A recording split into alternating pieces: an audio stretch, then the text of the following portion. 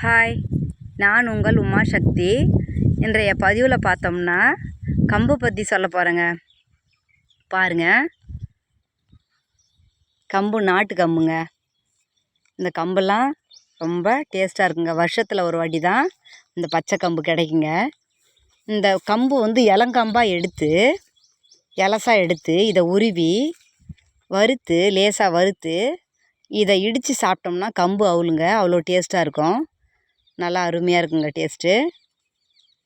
அடுத்ததாக பார்த்திங்கன்னா, இந்த கம்பை வந்து காய வச்சோம்னா இதை காய வச்சு வறுத்து கூட ஏலக்காவும் சர்க்கரையும் கலந்து சாப்பிட்டோம்னா பொரிமாவுங்க ரொம்ப டேஸ்ட்டாகவும் இருக்கும், வாசனையாகவும் இருக்குங்க.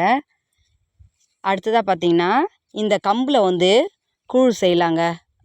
கம்பில் கூழ் செய்யலாம், அடை செய்யலாம், களி செய்யலாம், கம்பு புட்டு செய்யலாங்க. இந்த பதிவு உங்களுக்கு பிடிச்சிருந்துச்சுன்னா லைக் பண்ணுங்கள், கமெண்ட் பண்ணுங்கள்.